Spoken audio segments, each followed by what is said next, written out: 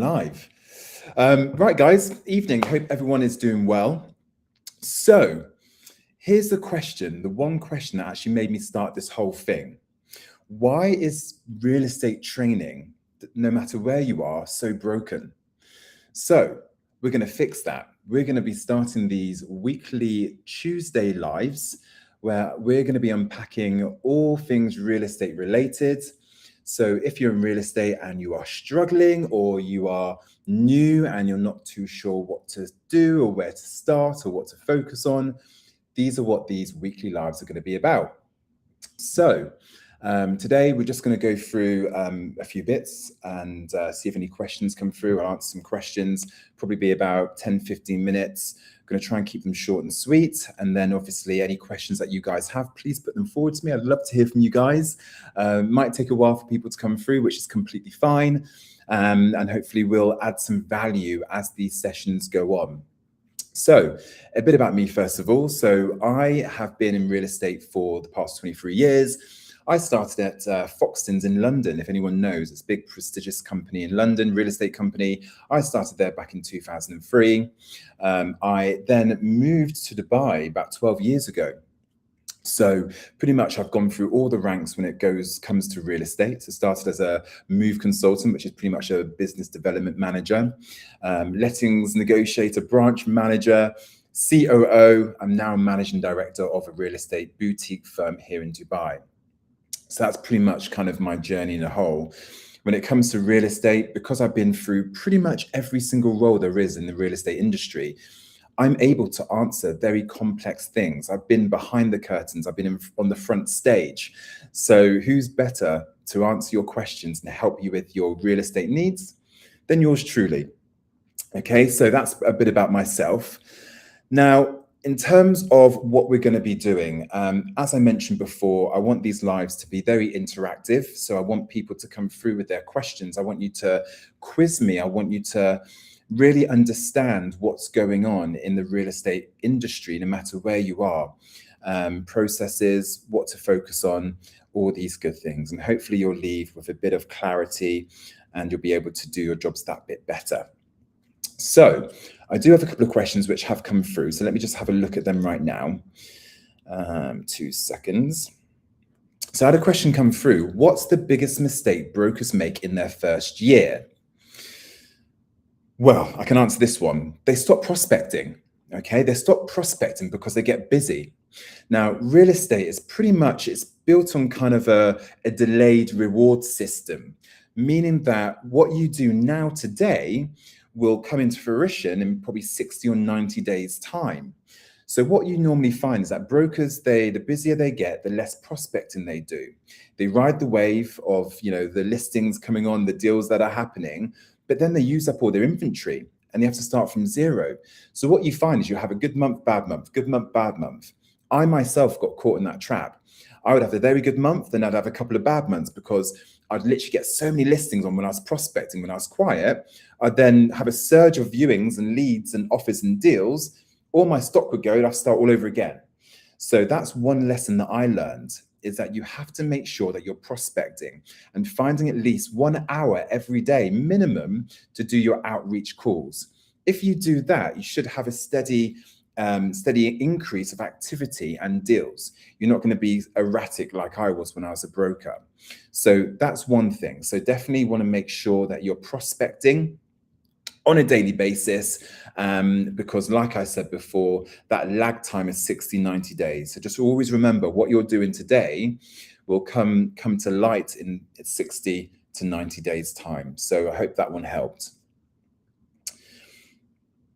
Okay, so what separates a 200 grand agent from an 800 grand agent? Okay, so I would always say systems, not talent. I feel like a lot of brokers, they neglect the systems for follow-ups, for example. So a lot of brokers, a lot of deals will fall through because people forget to follow up. They rely on memory, they rely on a sticky note, when in most cases, brokers have a CRM system which they can use. So my advice would be that a good broker will monitor all their KPIs, their listings, their viewings, their appointments, their follow-ups, all in their CRM system, so nothing slips through the net. So use your system religiously and it will pay you back. The good brokers will always have a good system, and they'll also be disciplined as well. So good brokers are disciplined. They have a plan every single day. They know what's closing. They know what to focus on. They walk into the office, they sit down, they have a plan in place, and they execute it. A 200 grand broker will wing it every single day. They'll come in late. They won't have a plan. They won't know who they're calling, where their next deal's coming from. An 800 grand agent will always have that figured out. They'll know on a Sunday where their next deal for their next week's coming from. And they're going to have it all mapped out, ready for that Monday. So they walk into the office knowing exactly what they need to focus on, where that next deal is going to be coming from. So that's definitely going to be separating them. And like I said, always follow up. Okay, so again, when I say follow up, I don't just say messaging a client saying just checking in. Okay, you want to make sure that you're coming back with some kind of value, a new listing, a market update, something of interest, something that's going to spark their interest and something that's going to hook them in, not just a message saying checking in, because that doesn't add any value whatsoever. That's just noise. Okay, and you're probably going to lose clients that way, or they're probably going to ghost you, because why would they come back to you? You're not offering them anything. You're not enticing them with anything. So definitely follow-ups, but when you're sending follow-up messages, always have a purpose, always add value, okay? Not just checking in. Let's have another message. Okay, so how do you handle a seller who's already listed with 3 other agents? That's also a very good question. So I always think when you're maybe the 4th agent, don't trash the other agents, okay? What I would be doing is I would be asking the seller, okay, so out of your 3 companies that you have listed, out of your 3 agents that you have listed, who have you heard from the least out of the month, okay? So who have you heard from the least? They're always going to say 1, because what normally happens is brokers will work so hard to get the listing on. As soon as the listing comes on, they let it fall. They don't give them weekly updates. They don't give them feedback after viewings. So there's always going to be one of those brokers that will disappear. So what you want to do is, out of those 3 agents that, you know, that the seller has listed, whichever one has been contacting the least, which hasn't been performing, get the seller to remove them. Let you replace them as the 3rd agent. That's going to do a few things.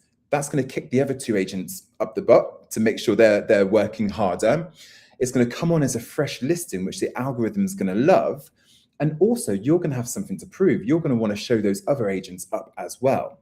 So you're never kind of trashing them. You're never arguing them. You're just replacing the weakest link. So you can come on as that 3rd new agent. I hope that helped. Let's have another look. What is your morning routine and why does it matter? Okay, so my morning routine, every single morning without fail, I get up super early. I'm up at 4:30, 4:45 the latest. I'm up, I walk the dog. I get to the gym for 5:30 in the morning.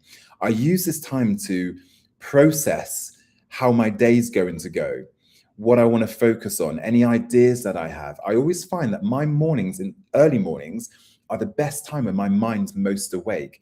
And some of my best ideas come from that early morning wake up. Could be ideas about content, training, a conversation I want to have with a broker that day. So I always like to have that morning to myself, up, some kind of movement, gym, and then I'm ready to start the day. It wakes your body up, wakes your mind up, and then I'm ready to start my day. I then get into the office at 7:30. I then use that hour to pretty much set myself up. I write down what my non-negotiables are going to be for that day, what my priority is going to be for that day, what meetings I want to book in or what I have booked in my diary. So I'm just getting on top of things. So by 9 o'clock, I know how my day is panning out already because I planned it. I know what the expectation is. So it's just a case of me ticking off my to-do list. And then by 5, hopefully I've completed everything on my list. I feel good to go home then, you know. If you're a broker, I would definitely, again, get in the office in the morning. Try and get in half an hour before you start. Understand where your business is at. Look to see what leads have come through. Follow up on the leads from the day before. Any viewings that you had the day before, give them a call. Try and get offers out of them. If they're not offering, why? Okay, what did we get wrong? I showed you 4 properties yesterday. Okay, none of them are of interest. Try to understand why, and then figure out what your next step's going to be. Do you need to re-qualify them? Did you miss something from the first initial qualification call? Okay, so maybe re-qualify the tenant or the buyer to make sure you haven't missed anything, and then put a plan in place for those leads. Okay, try and then find them more stocked again to then get them back out again later on. Speed kills deals, right? So you want to kind of keep it moving along really quickly. So once you've done that, you then want to start your outreach calling. Okay, so you've done your follow-ups, you've looked at your new leads, and you've called your new leads and qualified your new leads. You then want to start your outreach. At least a minimum 1 hour you want to be doing for outreach every single day. And when I say outreach, I mean the cold calls, okay, on your database, cold calling your owners. From your owners, from the cold calling list that you're calling from, you then want to be making sure you're doing 100 dials a day, standard, non-negotiable, minimum 100 dials a day, standard. Out of those 100 dials, you want to be adding at least 5 of those calls to your CRM system as prospects or database. What I mean by that is future business. So let's say, for example, you call an owner. He says the property is rented or they're living in that property. You want to add it to your CRM system because you know the owner owns the property. So at some point that property is going to come back on the market for sale or rent. So you want to have it on your system, ring fence it, and then you have touch points throughout the year until that property is ready to come back on the market. If it's rented, you want to put a note and a follow-up diary note for when the renewal happens, 90 days before the end of the tenancy. There should be a reminder that pops up so you know to contact that owner at that specific time to figure out if his tenants are going to be staying or leaving. If they're leaving, get it back on the market, find them a new tenant. If they're staying, you can help out with the renewal of the contract and earn at least a bit of commission for your time. So that's what I mean by prospects. So out of your 100 calls, at least 5 of those you should be adding to your database or your CRM system every day, because you're scaling your business then. And what you're going to find is the work that you're doing now, 3, 6, 9, 12 months time, when you come into the office, all the work that you've done now will start to come through. So you'll open up your CRM system every day and you'll have 10, 12, 15 follow-ups every single day from all the owners that you contacted in the past. And then you're just keeping in touch with them until that property is ready to come back on the market. So you should be doing that every single day, 1 hour minimum, 100 dials, that's your outreach. So first half of the morning is pretty much taken up. You've gone through your existing leads, you've gone through new leads, you've gone through your cold calling. So by 12 o'clock midday or 1 o'clock, you should have hopefully hit your daily KPIs, 100 calls. You've hopefully booked your viewings. I always say 4 to 5 viewings you should be booking a day. That's 4 to 5 properties you want to be viewing with clients. I would say 1 client should be viewing 4 properties. Out of 4 properties, they're going to offer. So you've done your calls, you've booked your viewings, and you've got your prospects on your CRM system.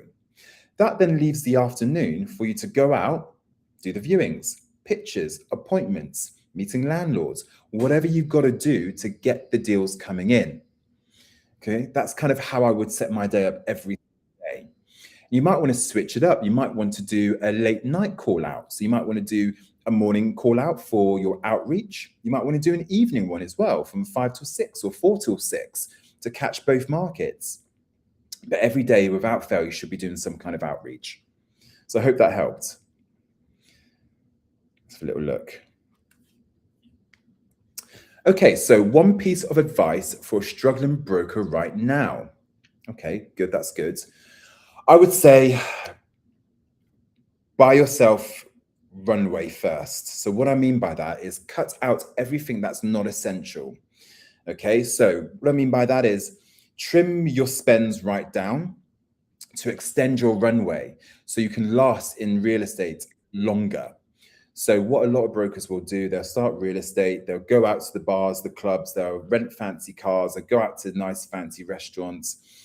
Before they know it, they spend a lot of money, but they're not seeing the money coming back in.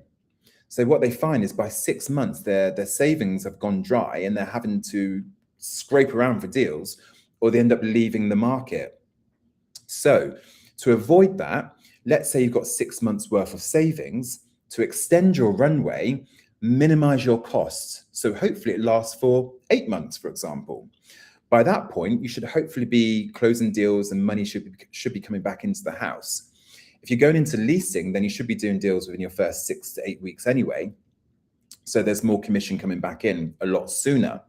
If you're going into sales, then definitely you want to be having at least 6 to 8 months minimum savings for you to kind of live comfortably and survive and not panic. So extend your runway, cut down the non-essentials, don't overspend to give yourself a longer shelf life within the real estate industry.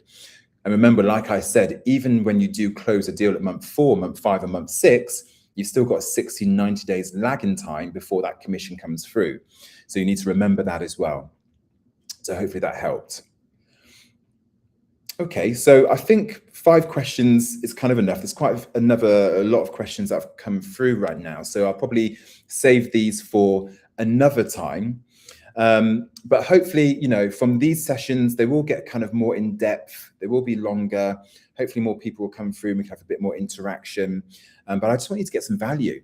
I want to have some intimate time with you guys at least once a week on a Tuesday where we can hash things out. If there's anything that you're feeling confused about or doesn't make sense, this is the time to discuss them. Okay, so I'm going to leave it there for tonight.